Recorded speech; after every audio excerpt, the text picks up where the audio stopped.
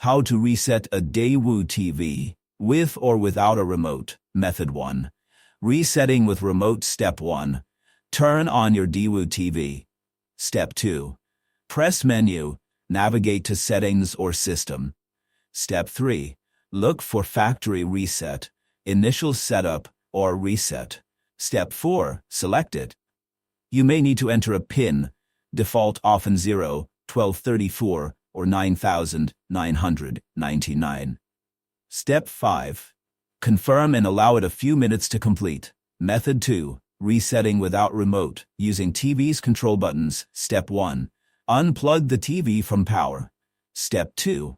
Press and hold the power button on the TV, not remote, for at least 20 seconds. Step 3. Leave it unplugged for another 1-2 minutes to fully drain residual power. Step 4. Plug it back in and power it on. This clears temporary glitches.